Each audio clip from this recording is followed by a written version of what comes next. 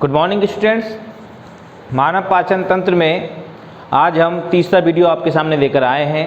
इससे पहले और दूसरे वीडियो में हमने आपके आहार नाल की मुख्य गुहा तक का जो भाग था वो हम पढ़ चुके थे। आज हम आहार नाल में ग्रसनी, ग्रसिका और आमाशय यानी फेरिंग्स, इसोफेगस एंड स्टोमक का अध्ययन करेंगे। तो सबसे पहले देखिए ग्रसनी क्या है। ग्रसनी एक कॉमन चेंबर है, एक कॉमन मार्ग है किसका, श्वसन मार्ग का और आपका पाचन तंत्र का, दोनों का ही, श्वसन तंत्र का भी और पाचन तंत्र का भी। यानी जो आपकी बकल कैविटी है, मुख गुहा है, इसके पीछे की तरफ जो है वो ग्रसनी होती है, फेरिंग्स होती है, ठीक है। और जो नासा गुहाएं हैं वो भी आपकी ग्रसनी में खुलती है, फेरिंग्स में खुलती है। तो जो ग्रसनी है, ग्रसनी का हो गया एक कॉमन हो गया, यानी दोनों का संयुक्त भाग हो गया, किसका, पाचन तंत्र का भी और श्वसन तंत्र का भी। पाचन तंत्र में यानी ये जो मुख गुहा है इसके पीछे का भाग है, और श्वसन तंत्र में जो नासा गुहा है वो भी उसी के अंदर खुल रही है। तो यहाँ एक समस्या क्या आ जाती है, ग्रसनी से ही होकर वायु पास आउट हो रही है, कहाँ, आपके लंग्स की ओर, और ग्रसनी से होकर ही आपका जो फूड है यानी भोजन है वो पास आउट हो रहा है, कहाँ पर, इसोफेगस या ग्रसिका की ओर, जिसे हम फूड पाइप भी कहते हैं। तो यहाँ पर क्या है, जो श्वास नली है आपकी, श्वास नली का जो स्टार्टिंग का जो भाग होता है, जिसे हम कहते हैं त्रिकोष्ठ की संरचना जो है, जिसे हम कहते हैं आपका कंठ, क्या बोलते हैं, कंठ, लैरिंक्स, ठीक है, उसके का जो ओपनिंग पोर है जिसको हम बोलते हैं ग्लोटिस। तो ग्लोटिस जो है उसके अंदर आपकी फूड पार्टिकल्स यानी भोजन के कण प्रवेश नहीं कर पाए, इसके लिए उसके ऊपर जो घाटी द्वार होता है, एपिग्लोटिस जिसे हम कहते हैं, जब आप भोजन कर रहे होते हैं तो वो एपिग्लोटिस उसको ढक लेता है। तो यहाँ उसको हम ठीक से आपको बताएं तो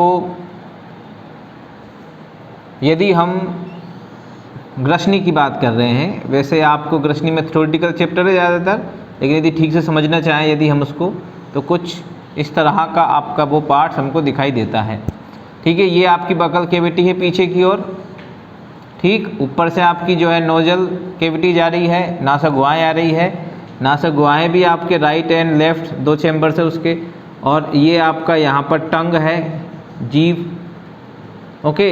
तो अब यहाँ पर क्या होता है, यहीं पर आपकी क्या है, श्वास नली है, क्या है, श्वास नली है। तो श्वास नली का जो स्टार्टिंग का जो पोर है उसे हम बोलते हैं क्या, लैरिंक्स, कंठ, और कंठ के ऊपर जो एपिग्लोटिस, यहाँ पर एक क्या होता है, ढक्कन नुमा संरचना पाई जाती है, एपिग्लोटिस जिसको हम कह रहे हैं। तो जब आपका फूड इसके अंदर इंजेक्ट होता है, फूड प्रवेश करता है मुख गुहा से ग्रसनी की ओर, ये जो ग्रसनी है ये वाला हिस्सा, ठीक है, तो ये एपिग्लोटिस ने क्या करा, इसको ढक लिया, किसको, श्वास नली को। तो क्या है, आपका जो फूड है यानी भोजन है वो किस में पहुंच गया है, आपका ये ग्रसिका में पहुंच जाएगा, ठीक है। तो ये आपकी ग्रसिका के अंदर प्रवेश कर जाता है, और ये इससे ग्रसिका है। मैंने पाचन तंत्र का जो नामांकित चित्र बनाया था इससे पहले वाले वीडियो में, उसमें समझा भी दिया था मैंने आपको, तो ठीक है ना। ये आपका कंठ यानी श्वास नली में प्रवेश करने से रोकता है किसको, भोजन को। तो ये तो आपका कंठ है, कंठ, लैरिंक्स, ठीक है, इतना ही देख लेते हैं क्योंकि श्वसन तंत्र पढ़ चुके हैं हम। और ये ऊपर की तरफ क्या है आपकी, एपिग्लोटिस, एपिग्लोटिस,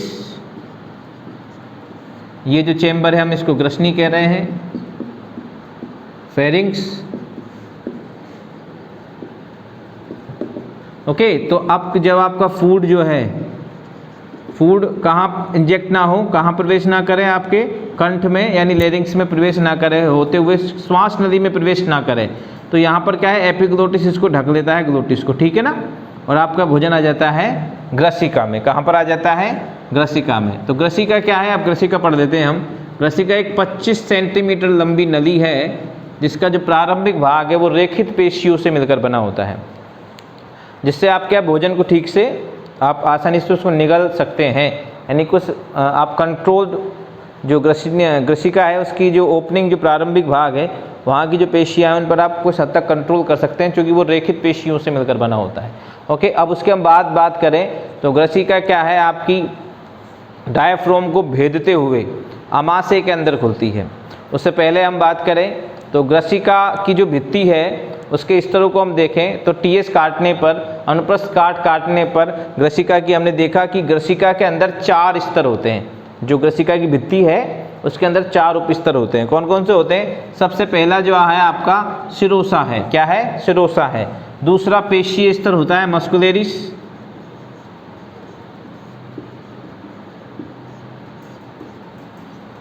तीसरा आपका अधश्लेष्मिका सम्यूकोसा,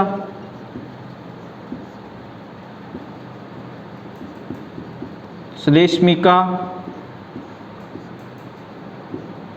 एंड लास्ट वन आपका म्यूकोसा, श्लेष्मिका। Okay, is this clear? तो 4 आपके उपस्तर होते हैं, प्रत्येक स्तर के बारे में हम ठीक से चर्चा करेंगे। तो आपकी ग्रसिका हम पढ़ रहे हैं, ग्रसनी को हटा देते हैं।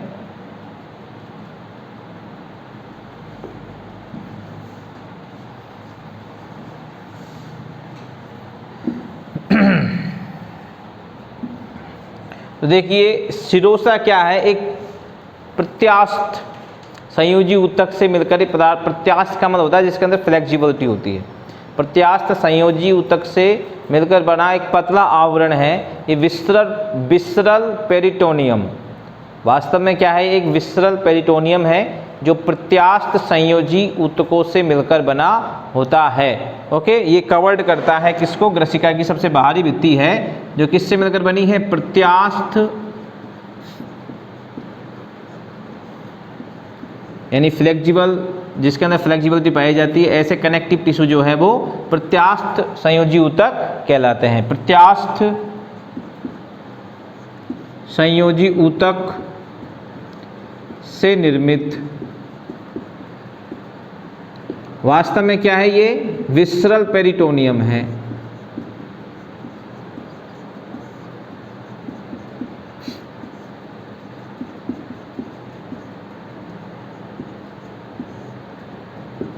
ओके, ये क्लियर हो गई शिरोसा आपकी, जिसमें आपको 2 टॉपिक याद रखने हैं। वास्तव में क्या है, विसरल पेरिटोनियम है, एक पतला आवरण है जो प्रत्यास्थ संयोजी ऊतक से निर्मित होता है। Is this clear? ओके, बढ़ते हैं दूसरे जो इस उपस्तर की ओर। जो इसका दूसरा उपस्तर है ग्रसिका की भित्ति का, वो है आपका मस्कुलेरिस या पेशीय स्तर। ओके, तो यहाँ पर इसका जो बाहर की तरफ आपको जो दिखाई दे रहा है, वो बाहरी जो स्तर है वो क्या है आपका? लॉन्गिट्यूडिनल, इट्स मीन अनुदैर्ध्य पेशी स्तर। क्या है? बाहरी अनुदैर्ध्य पेशी स्तर।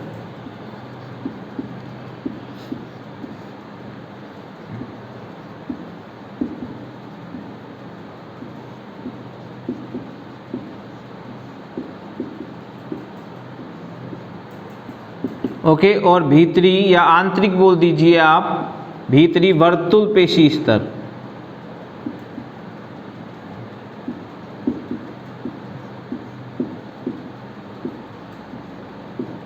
ओके, क्लियर है?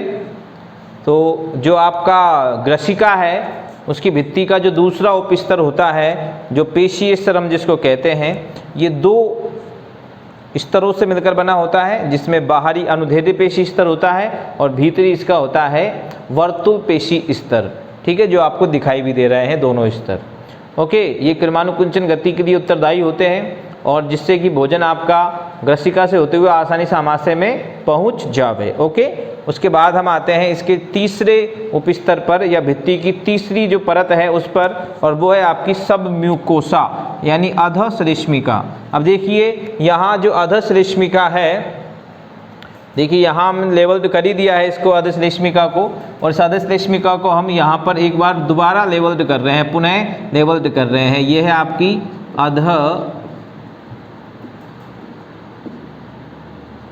अधश्लेष्मिका।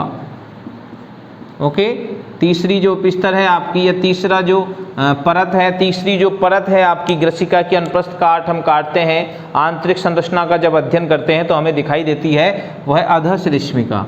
देखिए इसके अंदर क्या क्या चीज़ें हैं, सबसे पहले देख लें। अधश्लेष्मिका में तंत्रिकाएं उपस्थित हैं, रुधिर एवं लसिका वाहिनियां हैं, रुधिर व लिम्फ यानी ब्लड एंड लिम्फ वेसल्स, रुधिर व लसिका वाहिनियां हैं। ओके, इसके अलावा इसके अंदर पाई जा रही है श्लेष्मा ग्रंथियां,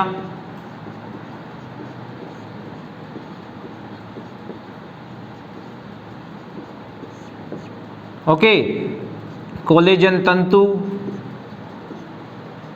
कोलेजन व लचीले तंतु दोनों उपस्थित हैं, कोलेजन व लचीले तंतु।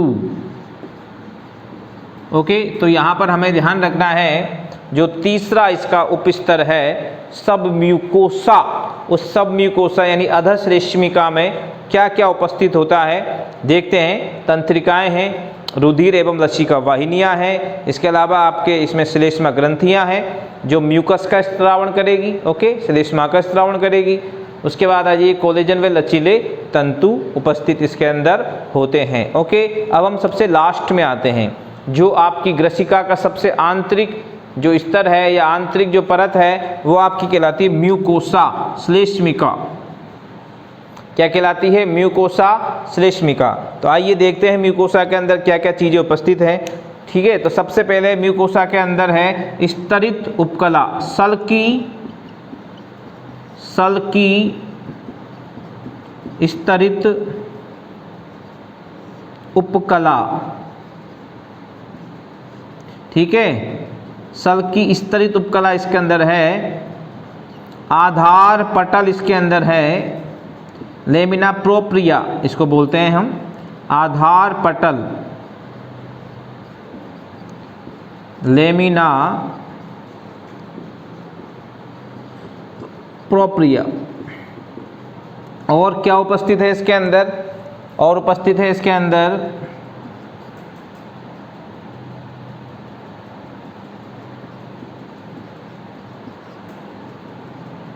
सल्की उपकला स्तर हो गया आपका। और इसके अंदर उपस्थित है श्लेष्मा ग्रंथियां,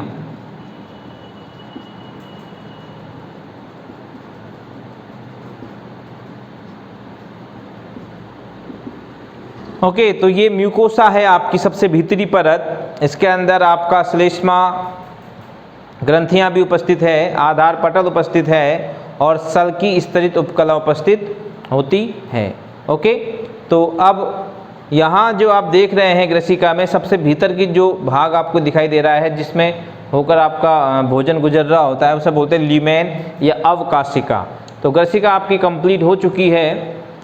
अब हम बात करें ग्रसिका के बाद तो अब आता है आपका आमाशय। तो देखिए भित्ति की बात करें, संरचना की बात करें तो जो आमाशय की आंतरिक संरचना है और ग्रसिका की आंतरिक संरचना है, आंतरिक मतलब भित्ति की संरचना जो वॉल है उसकी, और ग्रसिका की जो भित्ति है वो हमें दिखाई दे रही है इस तरह से कुछ। आमाशय में हम देखें तो आमाशय और ग्रसिका में क्या अंतर होगा? तो मेजर डिफरेंट होगा वहाँ पर केवल और केवल जो दूसरा इसका स्तर दिखाई दे रहा है पेशीय स्तर। यहाँ पर देखिए आमाशय में क्या होता है, ये बाहरी बिल्कुल अनुदैर्ध्य पेशी स्तर यहाँ पर है, वहाँ पर भी है। उसके बाद भीतरी की जगह ये मध्य हो जाता है, यानी यहाँ पर आमाशय में क्या होगा, मध्य वर्तुल पेशी स्तर होगा और भीतरी क्या होगा, तिरछी या तिर्यक पेशी स्तर पाया जाएगा, तिरछा पेशी स्तर।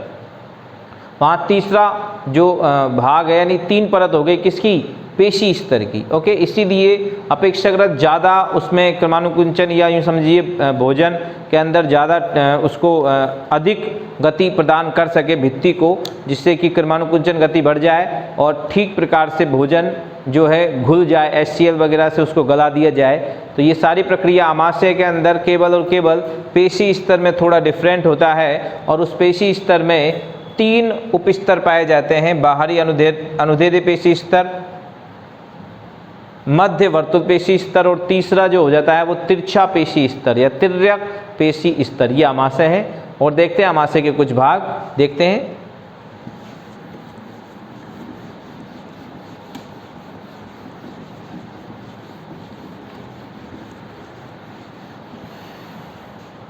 आमाशय, तो सबसे पहले एक सामान्य से एक डायग्राम हम आमाशय का बनाएं, ठीक है।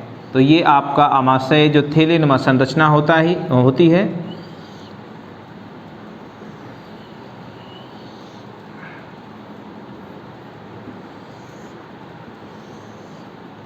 ओके, तो देखिए ये आमाशय का जो आपका प्रारंभिक भाग आपको दिखाई दे रहा है, इसको हम छोटा जो भाग आपका होता है इसको बोलते हैं कार्डियक। क्या बोलते हैं? Cardiac, okay.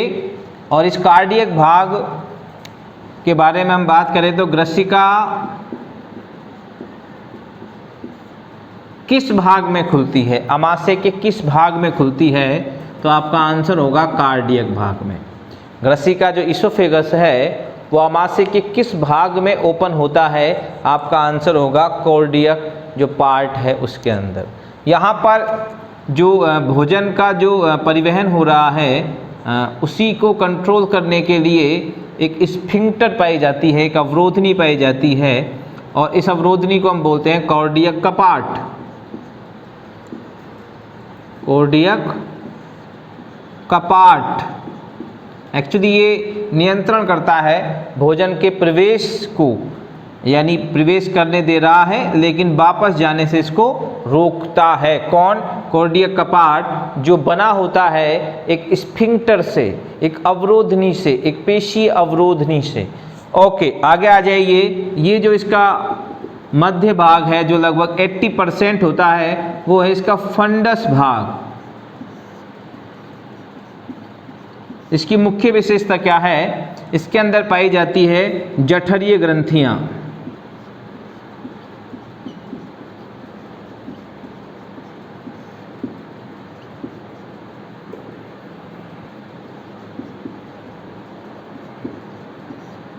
ओके, और इन जठर ग्रंथियों में, यानी ये जो भित्ति आपको दिखाई दे रही है इसकी, इस भित्ति के अंदर क्या है? जठर ग्रंथियां उपस्थित होती है। और इन जठर ग्रंथियों में जो मुख्य ग्रंथियां हैं वो कौन कौन सी हैं? सबसे पहले है आपकी चीफ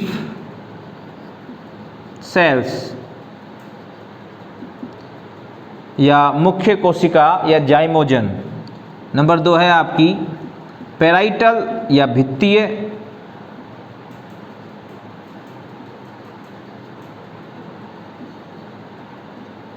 और नंबर 3 है आपकी जी सेल्स,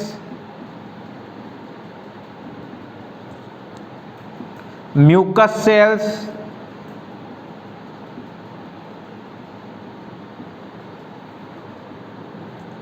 चीफ कोशिकाएं किसका स्त्रावण करती हैं? चीफ कोशिकाएं स्त्रावण करती है आपका पेप्सिनोजन का। पेराइटल HCl का, गैस्ट्रीन का, और म्यूकस रेशमा का, म्यूकस का। ओके, एक और होती है बट उसके बारे में हम जो हायर क्लासेज बताएंगे, जो हिस्टामिन का सिक्रिएशन करती है, जो गैस्ट्रीन के सिक्रिएशन को कंट्रोल करता है। ओके, आगे आइए। आपकी यहाँ पर फंडस पार्ट हो गया, कार्डियक पार्ट हो गया, एंड लास्ट आपका जो अंतिम सकरा जो भाग होता है वो आपका होता है पाइलोरिक, पाइलोरिक भाग। ओके, ये जो पाइलोरिक भाग है, इस पाइलोरिक भाग से होकर भोजन किस में प्रवेश करता है? ग्रहणी में। ग्रहणी छोटी आंत्र का प्रारंभिक भाग होता है जिसको ड्यूडेनम कहते हैं इंग्लिश में, ड्यूडेनम। ओके, देखिए ग्रसिका की जो लंबाई होती है वो भी 25 सेंटीमीटर होती है और ड्यूडेनम की जो लंबाई है वो भी 25 सेंटीमीटर होती है। ओके, यहाँ पर क्या है? पाइलोरिक भाग से जब ग्रहणी में भोजन प्रवेश कर रहा है तो यहाँ पर भी इसको कंट्रोल करा जाता है एक पेशीय अवरोधनी द्वारा, और यह पेशीय अवरोधनी कहलाती है पाइलोरिक कपाट।